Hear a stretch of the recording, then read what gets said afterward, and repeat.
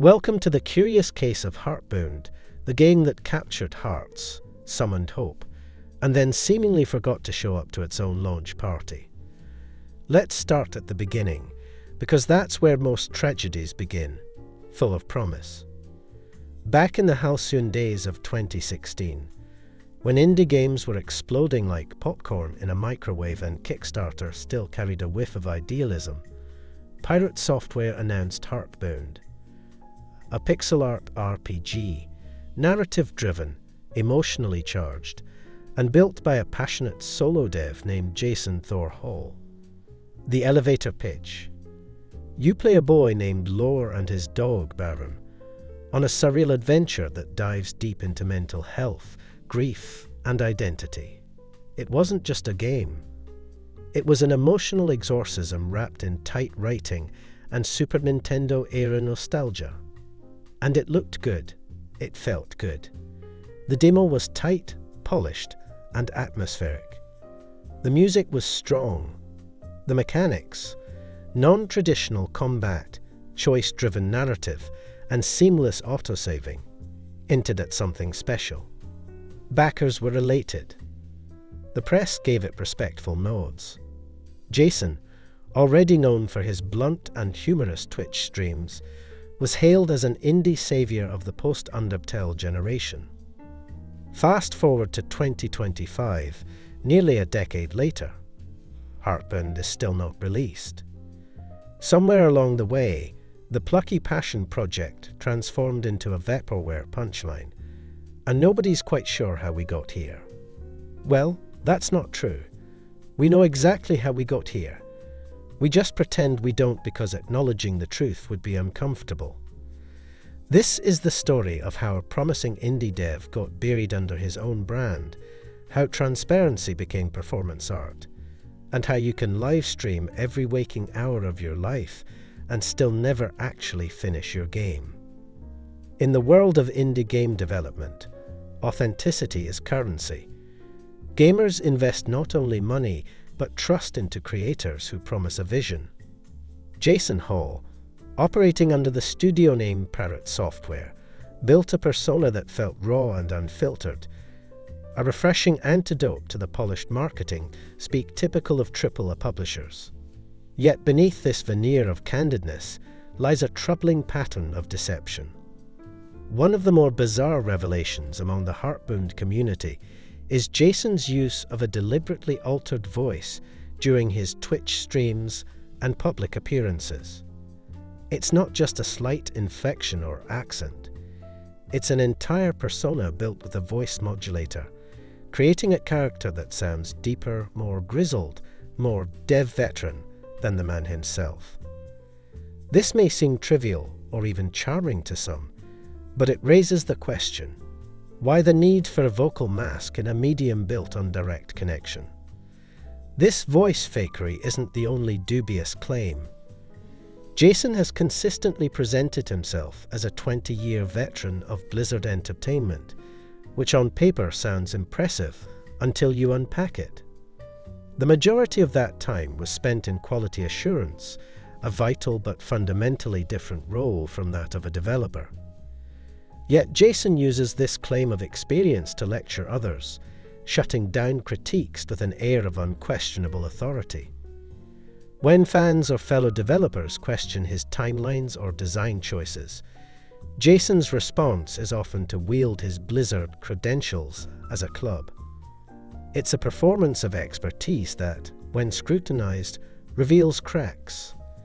This is not an attack on quality assurance workers. They are indispensable, but an important distinction in credibility. Claiming developer status based on QA alone is misleading, especially when it's leveraged to silence valid criticism. The discordance extends to Jason's communication style. His streams, touted as transparent devlogs, often feel like curated performances where tough questions are dodged or met with humor that deflects rather than addresses concerns. It creates a frustrating feedback loop where fans' frustrations are acknowledged only to be quickly buried beneath jokes and vagueness. Promises to release soon have become catchphrases without any solid follow-through. The issue isn't just missed deadlines or scope creep. It's a pervasive pattern of obfuscation and selective storytelling. This raises a fundamental question. Is Pirate Software building a game or a myth?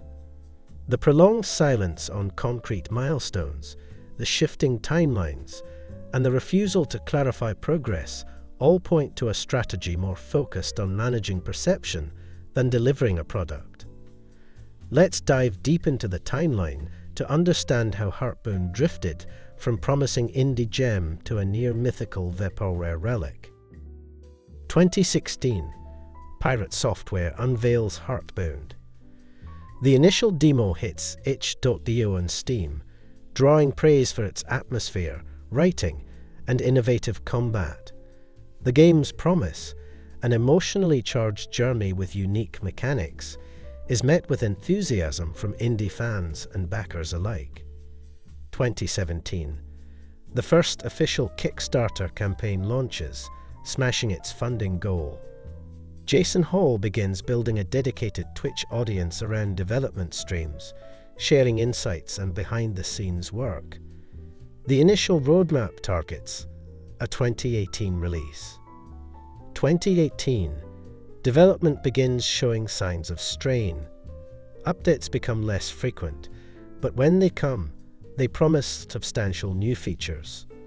Jason reveals plans to overhaul the combat system and rewrite significant portions of the narrative. The 2018 release date slips quietly away. 2019. Promises of a 2020 release surface.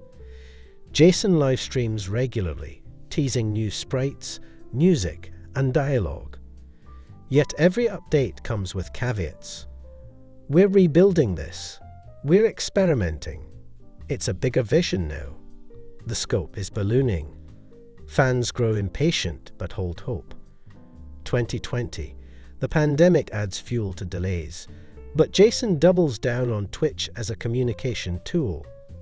Development logs show ambitious reworks, new UI, revamped story arcs, improved animations, but no playable build emerges. The original vision is reshaped multiple times. 2021. Jason announces a rewrite of the core engine, citing performance and stability goals. This means scrapping much of the prior work. A new combat system, redesigned dialogue trees, and an overhauled save system are promised. Timelines remain vague. Soontim. 2022. Updates become more stylized, almost artistic vlogs, rather than concrete reports. Jason emphasizes creative freedom and crafting an experience. Meanwhile, backers grow restless. The Heartbound Discord and subreddit become battlegrounds between loyal fans and skeptics. 2023. Another reboot is announced, aimed at perfecting pacing and narrative flow. UI and combat again receive major overhauls. Jason discusses inspirations from AAA titles and indie classics alike, but admits the game has changed dramatically since the demo. 2024. Twitch streams are dominated by philosophical discussions on game design rather than actual code or asset creation. Merch sales and Patreon income help sustain Jason, who maintains a loyal core following. The wider indie community grows weary. 2025. Heartbound remains unreleased. The soon timeline has stretched into years, and the game has become synonymous with vaporware. The community divides between hopeful defenders, frustrated backers, and outright cynics. While Heartbound languishes in development limbo, the broader gaming community faces another crisis: the loss of access to games themselves. The Stop Killing Games petition emerged from growing frustration with the gaming industry's cavalier approach to digital preservation. Games vanish due to license expirations, publisher closures, or forced server shutdowns, often leaving players unable to access their legally purchased content. This is not just inconvenience, it's erasure. The petition is a call for industry-wide commitment to keep games playable, accessible, and preserved, even if official support ends. It demands transparency about shutdowns and encourages developers and publishers to enable offline modes or release source code to archives. Many gamers see Stop Killing Games as a natural extension of the fight against predatory monetization and exploitative live service models. When you buy a game, you deserve to keep it. Period. Jason Hall and Pirate Software, however, have publicly mocked the movement. He accused signatories of entitlement and painted the petition as naive. The irony is painful. A developer who can't ship his own game on time derides a community fighting to keep their purchased games playable. This dismissiveness reveals a fundamental disconnect. Stop Killing Games is about respecting the consumer's right to ownership and cultural preservation. Jason's reluctance to support it, paired with his increasingly performative development process, paints a portrait of a developer out of step with the very audience he courts. The stakes of Stop Killing Games extend beyond nostalgia or convenience. They strike at the heart of cultural memory and consumer rights. First, games are art and history. Like films, books, and music, they deserve preservation. Without action, entire chapters of gaming's story risk vanishing forever. Future generations will be robbed of the chance to study, enjoy, and learn from these experiences. Second, the rise of digital-only releases and live service games means ownership is often illusory. Server shutdowns can turn games into expensive bricks overnight. The petition pushes for accountability. If you pay for it, you should keep it. Third, supporting preservation movements encourages ethical industry practices. When developers and publishers know their audiences demand longevity, it pressures them to create with sustainability in mind. Finally, it empowers players. Advocacy groups and petitions remind the industry that gamers are not passive consumers. They are invested communities whose voices matter. By standing behind Stop Killing Games, players assert that their time, money, and love for games count. They demand respect, not abandonment. Jason Hall's use of a fabricated persona and his disputed claims to industry cred should make us question the authenticity behind the curtain. His dismissive attitude toward important consumer movements like Stop Killing Games only deepens the divide between creator and community. The indie scene thrives on trust. When that trust erodes, the entire ecosystem suffers. And as Heartbound drifts further into developmental purgatory, it leaves behind lessons about how not to build a relationship with your audience. Game preservation, honest timelines, and respect for players' rights are not optional, they are essential. Jason's Twitch streams may continue, his devlogs may roll on, but the game itself remains elusive, a ghost of indie dreams past. And for those who backed, watched, and hoped, the waiting continues. The promise lingers. The question remains, will Heartbound ever truly be Heartbound to a release, or is it destined to be a story told through streams and silence?